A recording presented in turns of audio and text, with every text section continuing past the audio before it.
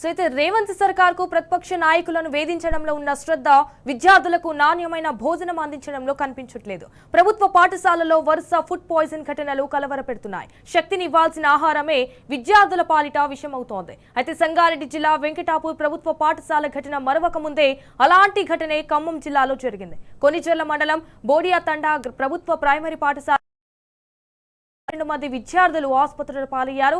వాంతులు, విరోచనాలు, కడుపు నొప్పితో ఖమ్మం ఆసుపత్రిలో చేరారు. ఫుడ్ పాయిజన్ ఘటనలపై విద్యా వైద్య శాఖల అధికారులు అప్రమత్తమయ్యారు. అయితే ఆహార నాణ్యత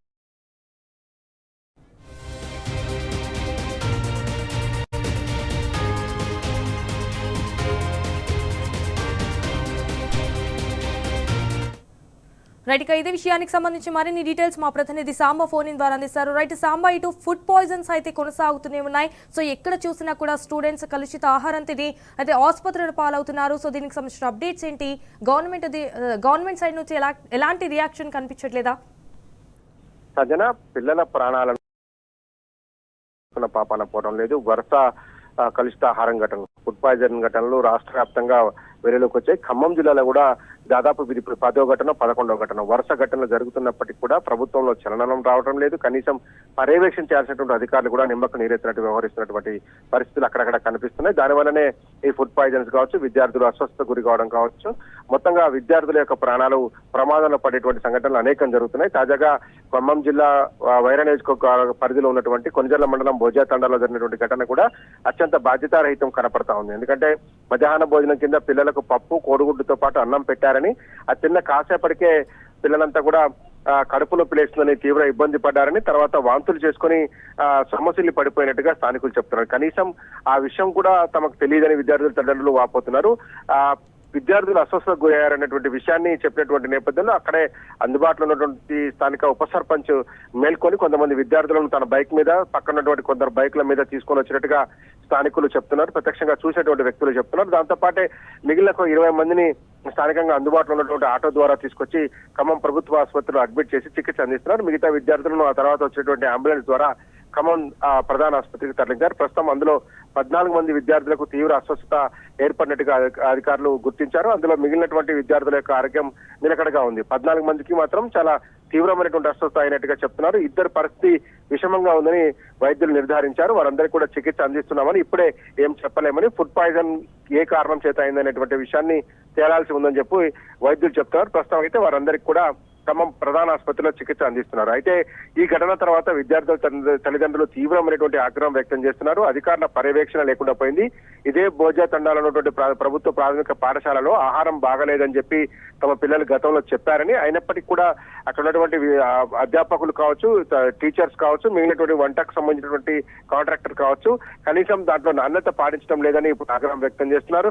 గతంలో అనేక సందర్భాల్లో అధికారుల దృష్టికి తీసుకెళ్లామని చెప్తున్నారు. మరికొంతమంది తల్లిదండ్రులు చాలా తీవ్రంగా మండిపడుతున్నారు. ప్రభుత్వం కావచ్చు, ప్రభుత్వ అధికారులు కావచ్చు, ఈ ఎప్పటికెప్పుడు మెనూ చెక్ చేయాల్సి ఉండి పౌష్టికాహారం అందిస్తున్నారా లేదా, ఇచ్చేటువంటి ఆహారంలో సమతుల్యత పాటిస్తున్నారా లేదా, నాణ్యత ఎంత ఉంది, క్వాలిటీ ఫుడ్ ఇస్తున్నారా లేదా అనేటువంటి విషయాన్ని అధికారులు చెక్ చేయాలని, కానీ ఇప్పటి వరకు ఏ అధికారులు చెక్ చేయడం లేదు. అట్లాగే పాఠశాలకు సంబంధించినటువంటి పేరెంట్స్ కమిటీ కావచ్చు, దానికి బాధ్యత వహించాల్సినటువంటి వాళ్ళు కానీ ఎప్పటికప్పుడు చెక్ చేస్తే విద్యార్థులకు ఇబ్బంది ఉండదని చెప్పి వారు చెప్తున్నారు. కానీ ఇటువంటి తనిఖీలు జరగకపోవడం వల్ల అధికారులు కావచ్చు, అక్కడ ఉన్నటువంటి వంటకు సంబంధించినటువంటి సిబ్బంది ఇష్టారాజ్యంగా వ్యవహరిస్తున్నారు. దానివల్లే విద్యార్థులకు అస్వస్థత ఏర్పడడం, ఫుడ్ తిన్నటువంటి విద్యార్థుల మానసిక అట్లాగే శారీరక ఎదుగుదల లేకుండా పోతుందని చెప్పి తల్లిదండ్రులు ఆవేదన వ్యక్తం చేస్తున్నారు. ఏదైనా సంఘటన జరిగినప్పుడు హడావిడి చేసినటువంటి అధికార పార్టీకి సంబంధించినటువంటి ప్రజాప్రతినిధులు కావచ్చు, అధికారులు కావచ్చు, తర్వాత మళ్ళీ జాడ లేకుండా పోతున్నారు, పత్త లేకుండా పోతున్నారు, ఒక మానిటరింగ్ వ్యవస్థ లేకుండా పోతుంది. గడిచిన 2 సందర్భాల్లో 2 సంవత్సరాలలో అనేక సంఘటనలు వెలుగులోకి వచ్చినప్పటికీ కూడా ప్రభుత్వం ఎందుకు పట్టించుకోవడం అనేది కూడా విద్యార్థి సంఘాలు ఆగ్రహం వ్యక్తం చేస్తున్నాయి. తల్లిదండ్రుల పరిస్థితి చాలా దీనంగా ఉంది. ఎందుకంటే కూలీ నాలి చేసుకుంటున్న విద్యార్థులు తల్లిదండ్రులు ఈ విద్యార్థులను ప్రభుత్వ పాఠశాలకు పంపిస్తున్నారు. అక్కడ వాళ్ళంతా కూలీ పనుల్లో నిమగ్నమైనటువంటి నేపథ్యంలో మధ్యాహ్నం భోజనం పెట్టినటువంటి తిన్న తర్వాత ఈ రకమైనటువంటి అస్వస్థత ఏర్పడి వారంతా కూడా ఇబ్బంది పడ్డం. వారిని ప్రస్తుతం ప్రభుత్వ ఆసుపత్రికి తీసుకొచ్చి చికిత్స అందించడం పట్ల తల్లిదండ్రులు కొంత ఆందోళన వ్యక్తం చేస్తున్నారు. ప్రస్తుతం పిల్లలు కోలుకుంటే చాలు అంటూ వాళ్ళు 1000 దేవుళ్లకు వేడుకుంటున్నారు. ప్రభుత్వం ఇకనైనా స్పందించాలి, కనీసం ఫుడ్ మెనూ చెక్ చేయాలి, నాణ్యత పాటించాలని డిమాండ్ చేస్తున్నారు. Sanjana. Alright Samba, thank you for the updates.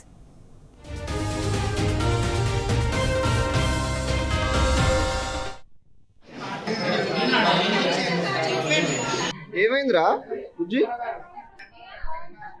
కడుపులో ఏం తిన్నావమ్మా? అన్నం తిన్న తర్వాత వచ్చిందా?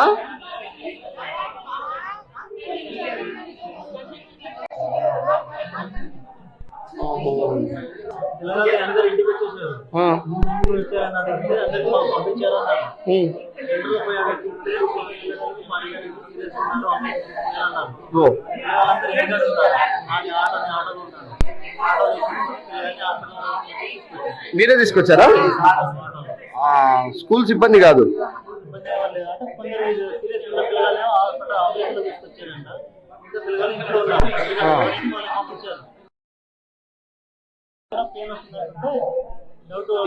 ఏం పెట్టారంట మధ్యాహ్నం? ఏం పెట్టారు?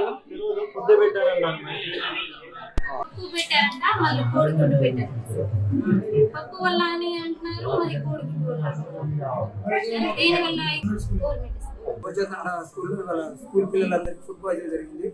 హెచ్ఎం గారు ముందే కనుక్కొని వాళ్ళందరూ కింద పడిపోయేసరికి వెళ్ళి అక్కడ ఉప సర్పంచ్ గారి దగ్గరలో ఉంటే ఆయనపై ఇన్ఫర్మేషన్ ఇస్తే ఆయన బండి మీద ఒక 9 మంది పిల్లలు తీసుకుని వచ్చారు. ముందు తర్వాత 20 మంది పిల్లల్ని ఆటోలో తీసుకొచ్చారు.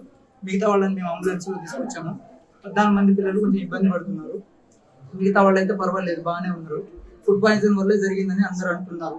మళ్ళీ ఏం జరిగిందో అనేది డాక్టర్ గారు నిర్ధారణ చేసిన తర్వాత చూస్తాం.